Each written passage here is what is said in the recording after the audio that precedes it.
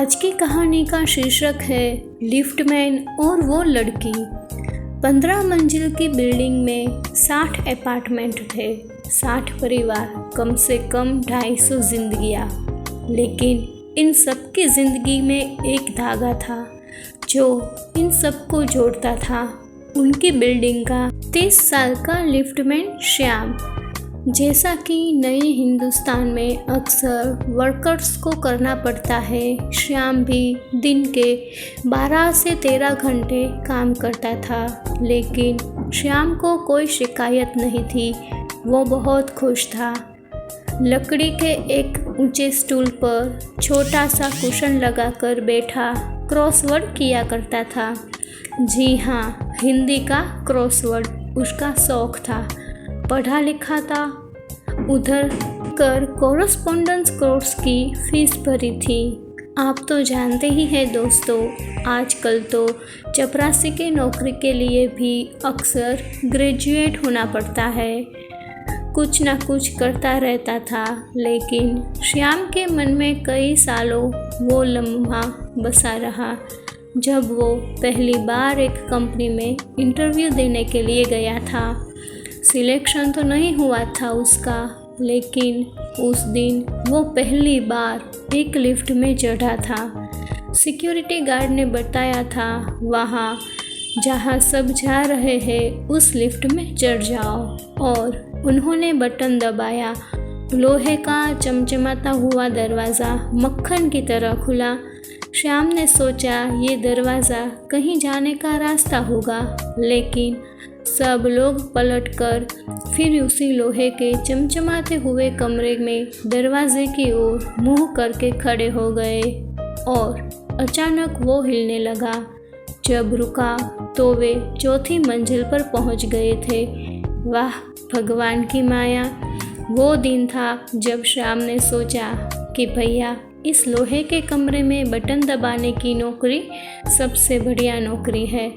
Sir up down करते रहो। और एक दिन सपना पूरा हुआ। शहर में एक मल्टी स्टोर बिल्डिंग में उससे लिफ्टमैन की नौकरी मिल गई थी। 51 रुपये का प्रसाद चढ़ाया था उस दिन। बिल्डिंग के सारे लोगों के लिए श्याम जैसे घर का मेंबर ही बन गया था। श्याम होली पर घर जा रहा है क्या? श्याम क्रॉसवर्ड पूरा किया कि नहीं? बस एक रेगुलर पैसेंजर था उसकी लिफ्ट का, जो उससे 7th कहकर फ्लोर का नंबर बताने के अलावा कुछ भी बोला नहीं करता था। ये पैसेंजर थी एक खूबसूरत और रहस्यमय मिस्टीरियल लड़की, जो अक्सर 7वीं मंजिल पर एक आदमी से मिलने आती थी। आपको लगता होगा कि श्याम की नौकरी में काम तो कुछ था ही नहीं, लिफ्ट में अपने स्टूल पर बैठना और बटन दबाते रहना। पर 12 घंटे छोटी सी लिफ्ट में बैठना आसान काम नहीं होता। अकेलापन बड़े बड़े इम्तिहान लेता है। नींद आती है, ख्याल आते हैं, फालतू के ख्याल आते हैं, कोई पुरानी यादें। गांव छोड़कर नहीं आए होते तो आज जीवन कैसा होता। वो अटरोली वाले मास्टर साहब की बेटी से शादी न करके बड़ी गलती की। मोटरसाइकिल तक देने को तैयार थे। एक लिफ्टमैन की ज़िंदगी बस इसी तरह से एक काल कोठरी में उम्र कैद कट रहे कैदी की तरह होती है। दिन भर आपके सबसे करीबी साथी सिर्फ आपके ख्याल होते हैं, और उस ऊंचे से स्टूल पर बैठकर जिंदगी का बस एक ही नज़ारा होता है, अंक। बड़े से पैनल पर सजे हुए 1 से 12 मंजिल तक के अंक। ऐसे में कोई लिफ्ट में चढ़ता है तो सुकून होता है। चलो कुछ देर के लिए तन्हाई तो ख़त्म हुई। पास के ब्लू आइलैंड रेस्टोरेंट के दाल फ्राई, 4 पराठे और मशरूम की सब्ज़ी लाया लड़का ही सही। श्याम कभी इस चीज़ को मानने को तैयार ही नहीं होता, लेकिन उसकी ज़िंदगी भी अकेलेपन से रोज़ की लड़ाई बन गई थी। वो अक्सर सोचता था, जो सामाजिक मूल्य वो वैल्यूएबल उसके पिता ने बचपन में सिखाए थे वो कहीं पीछे छूट गए हैं। लेकिन क्या करें, बड़ा शहर हम सब लोगों के दिल में कहीं कहीं पत्थर भर देता है। श्याम अक्सर सोचता था कि वो रहस्यमय लड़की कौन थी। खाली बैठे बैठे श्याम के लिए उन दिनों की सबसे बड़ी पहेली बन गई थी। इतनी खूबसूरत लड़की इतने करीब से श्याम ने पहले कभी नहीं देखी थी। जब वो लिफ्ट में घुसती थी तो लगता था जैसे हजारों हजारों खुशबुएं किसी ने एक बड़ी सी कढ़ाई से श्याम के ऊपर उड़ेल दी हो। उससे बात करने का बड़ा दिनों से बहाना ढूंढ रहा था। जानना चाहता था कि 712 नंबर के फ्लैट में जिसमें ये हर दूसरे तीसरे दिन जाती थी, उसमें रहने वाले आशीष अवस्थी की ये लगती क्या थी। बार बार रात रात भर रुकती क्यों थी वहाँ। एक दिन उसने मुँह फट होकर आखिरकार पूछ ही लिया, मैडम आप आशीष जी की क्या लगती है। लड़की ने पलटकर कहा, बकवास बंद करो और अपने काम से काम रखो, इडियट। हजारों सालों से ये संसार जिन कायदे कानूनों पर चलता है उनमें से एक ऐसा कानून है जो सब पर लागू होता है।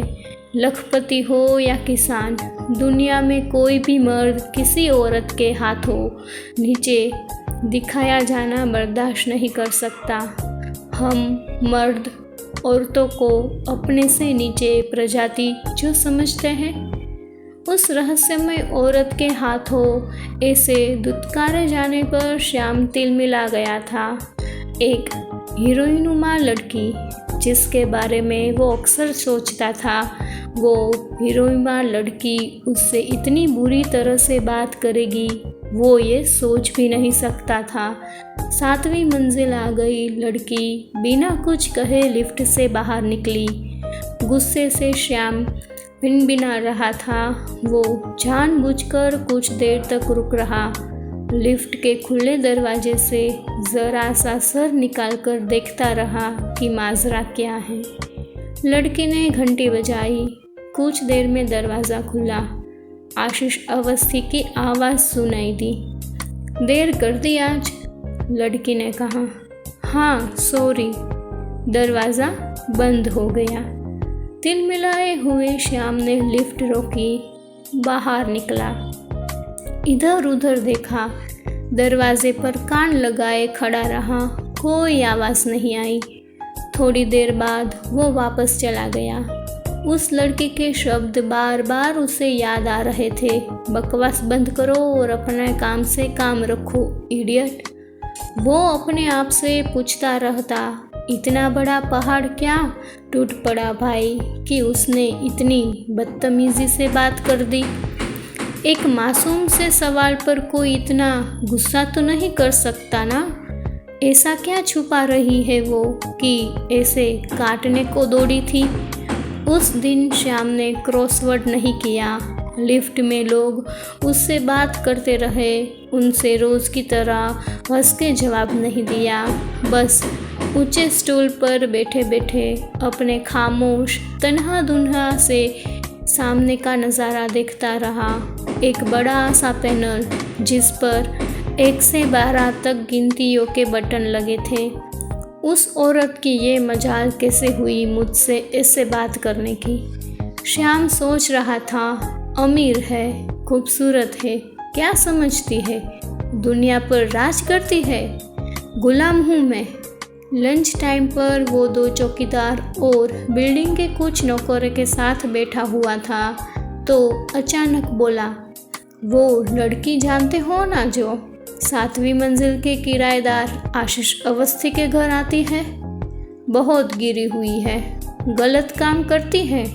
श्याम ने जो देखा था, सुना था, जो घटा था, उसके आधार पर अपने दोस्तों से कह दिया कि वो लड़की चरित्रहीन थी। कई घंटे बीत गए। वो घर से बाहर निकली, लिफ्ट में घुसी, रोज़ की तरह कुछ नहीं बोली। शायद उसके और श्याम के बीच में जो बात हुई थी वो उसे भूल चुकी थी, लेकिन श्याम नहीं भूला था और भूलने का इरादा भी नहीं था। गॉसिप का लेन देन करने वाले किसी पुराने घुंघरू खिलाड़ी की तरह उसने आंखों के कोने से उस लड़की का मुआयना किया। क्या उसके बाल बिखरे बिखरे थे? क्या उसकी लिपस्टिक फैल गई थी? क्या वो घबराई हुई थी? उसके मन में चोर था। अजीब से होते हैं अनजान लोगों से हमारे सिलसिले। 2 घंटे पहले तक श्याम के लिए ये लड़की इज्जत का पात्र थी, जिससे अगर बातचीत शुरू होती तो वो उसे मैडम कहता, शायद गुड इवनिंग कहता। लेकिन अब तक एक झटके में उसने 2 अजनबियों के बीच उस इज्जत और लिहाज के महीन शीशे को तोड़ दिया था। एक लड़की जिसने उसकी बेइज्जती की थी, वो तो अच्छा था कि उस वक्त लिफ्ट में कोई और था ही नहीं। श्याम गुस्से और अपमान के उस कड़वे घुट को निगल नहीं पा रहा था। 5वीं मंजिल वाली मिसिस अरोड़ा अपनी इवनिंग वॉक से वापस आई। रोज की तरह पूछा, श्याम कैसे हो बेटा? श्याम ने कहा, मैं तो ठीक हूँ, पर मैडम बिल्डिंग के हाल कुछ ठीक नहीं है। वो बोली, क्या हुआ भाई, आज फिर पानी काट कर रहे हो क्या? श्याम ने कहा, नहीं मैडम, पानी तो छोटी चीज़ है, यहाँ तो कल्चर ही खराब हो रहा है। एक लड़की देखी है मैडम आपने? 7वीं मंजिल पर लिफ्ट चल गई।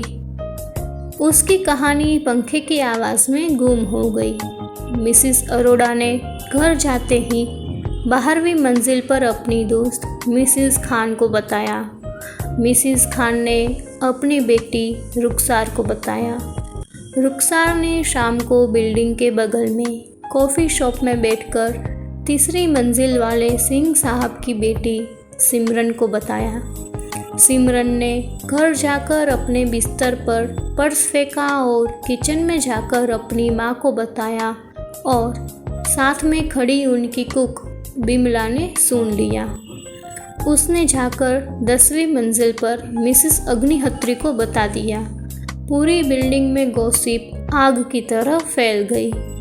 वो लड़की एक दिन बाद फिर बिल्डिंग में आई। भला की खूबसूरत लग रही थी।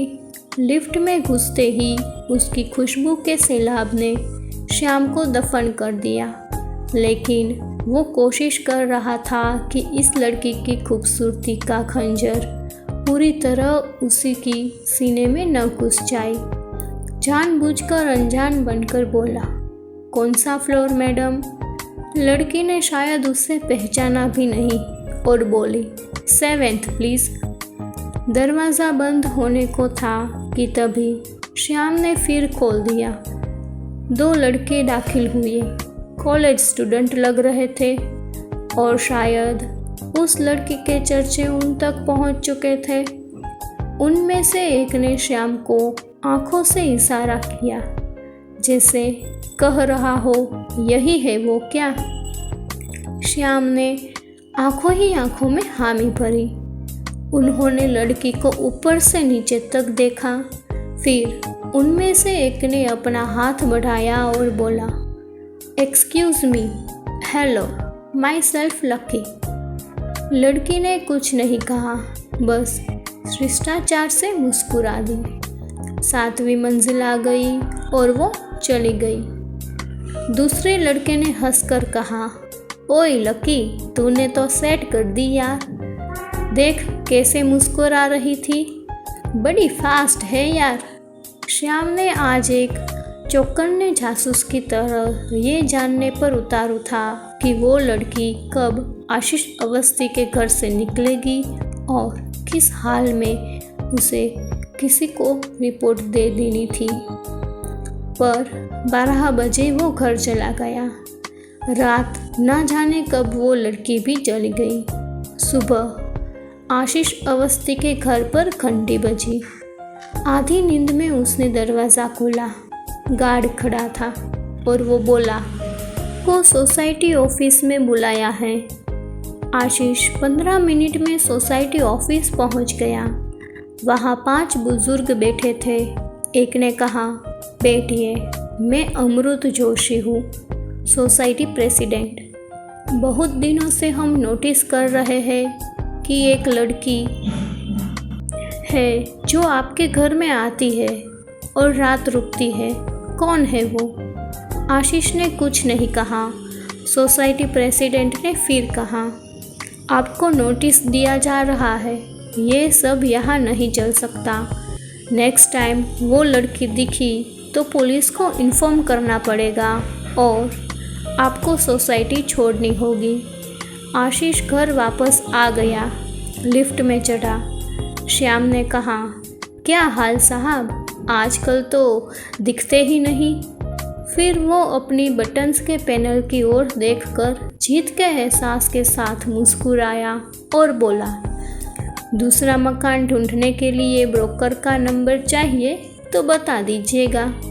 उस घटना को कई दिन बीत गए। श्याम की साधारण, सादी और बोरिंग जिंदगी में कुछ वक्त के लिए जो उबाल आ गया था वो अब शांत हो गया था। कभी कभी श्याम और उसके दोस्तों के बीच उस मिस्टीरियस लड़की के बारे में बात भी हो जाती थी। उसके दोस्त कहते, अरे मिल गया होगा कोई और मालदार। फिर दोस्तों ने गौर किया, अरे उसका यार आशीष अवस्थी भी कब से नहीं दिखा।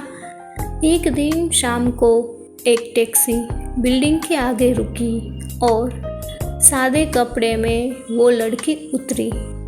हिम्मत तो देखो, फिर आ गई। वो लिफ्ट में चढ़ी।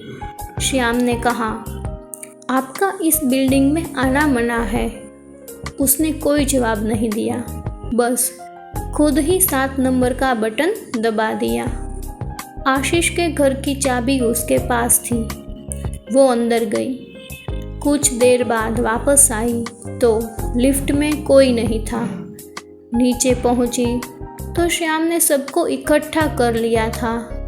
सोसाइटी प्रेसिडेंट अमृत जोशी बोले, आज तो फैसला होकर ही रहेगा।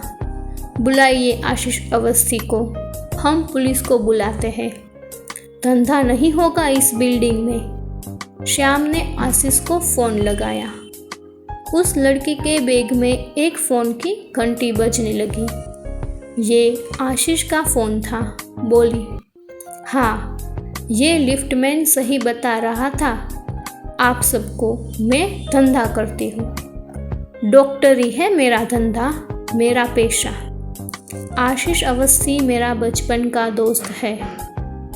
कल रात हॉस्पिटल में उसकी मौत हो गई। HIV पॉजिटिव था वो। जीवन को स्वीकारा और मौत को भी खामोशी से गले लगाया। उससे एक डॉक्टर के नाते और एक दोस्त के नाते तैयार कर रही थी मैं पिछले कुछ महीनों से। उसकी नीयत के लिए आप लोगों को नहीं बता सकता था वो, क्योंकि एड्स साथ बैठने से, बोलने से, साथ खाने से नहीं फैलता है, लेकिन एड्स आप लोगों के दिमाग में कब का फैल चुका है। उसे आप 1 घंटे में इस बिल्डिंग से निकाल देते। अब आप खुश रह सकते हैं। मैं उसकी कुछ चीज़ें लेने आई थी जो उसके माता पिता को भिजवाने के लिए कह गया था। घर 1 हफ्ते में खाली हो जाएगा। श्याम लिफ्ट के पास खड़ा सुनता रहा। सब चले गए, बस वो लड़की रह गई। श्याम ने कहा, मुझे माफ़ कर देना दीदी। अगले दिन श्याम ने नौकरी छोड़ दी। सुना है अब किसी और बिल्डिंग में सोसाइटी ऑफिस में काम करता है। बड़ी मुश्किल से ऐसी बिल्डिंग ढूंढी जहां लिफ्ट नहीं है। अगर आपको ये कहानी पसंद आई हो तो इसे लाइक करें, शेयर करें और ऐसी ही कहानियाँ सुनने के लिए मेरी चैनल को सब्सक्राइब कीजिए।